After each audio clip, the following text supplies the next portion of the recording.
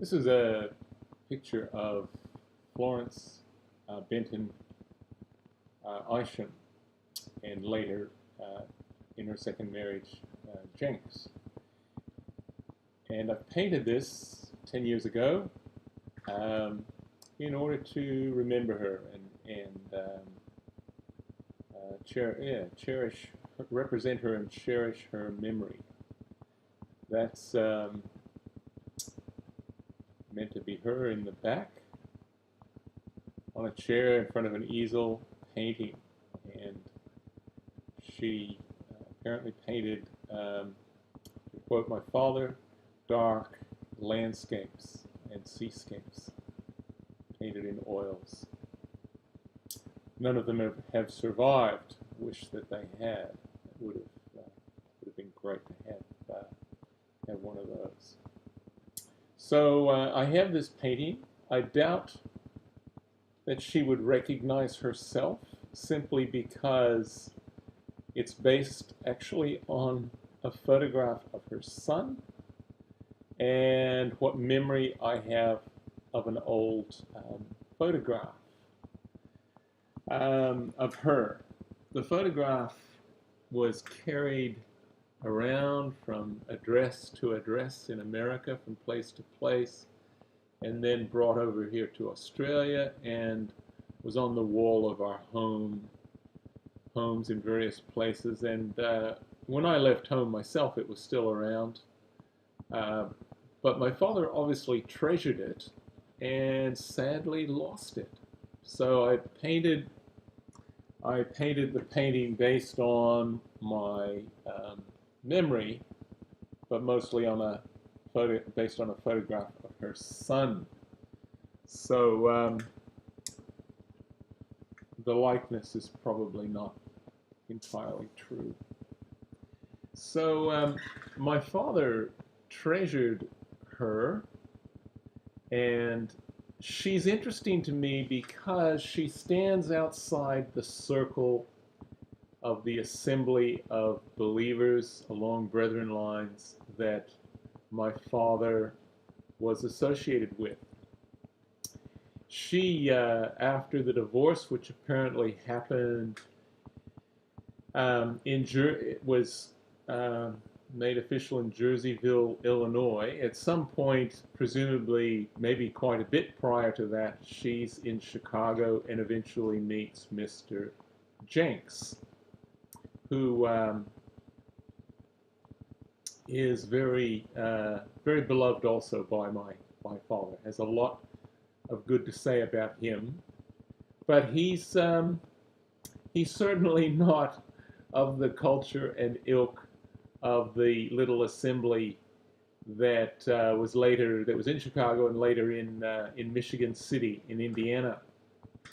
And he was a 32nd degree Mason and was in that culture.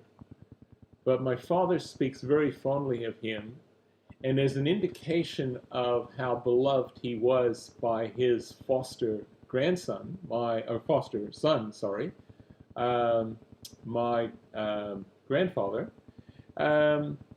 is that he actually named my father after him. So my father is Edward W. Isham, named after Edward W. Jenks.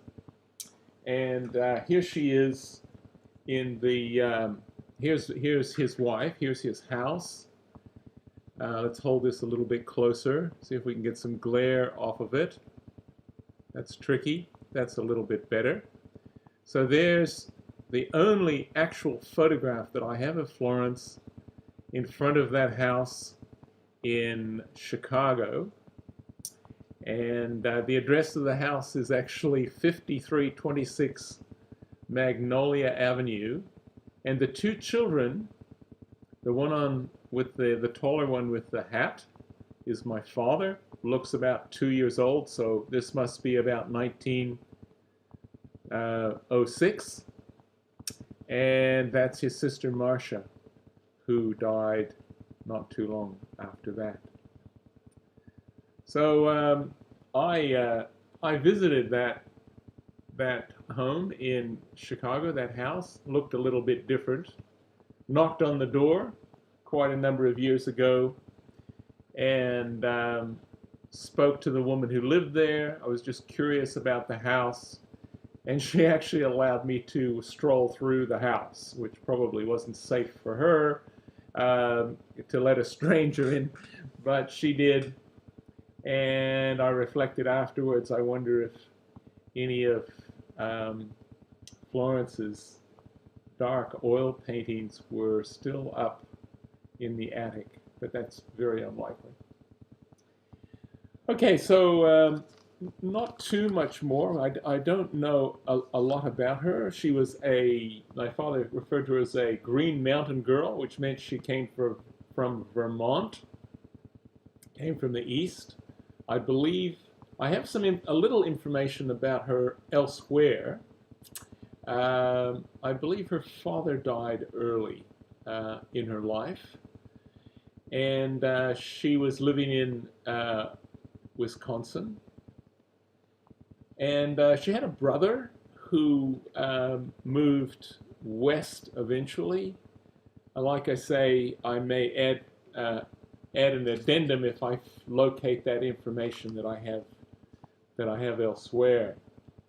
What I would like to do is just read a little bit from a letter that my father wrote back in 1980. He says, "Now as to grandfather Jenks, he was the only grandfather I ever knew. Even though he was not a blood relation, he was a very good grandfather." Underscored, very good. And it's his name I bear, Edward W. So he's Edward W. Isham. He was so good to all of us, and his love was deep, and he was very devoted to grandmother Florence.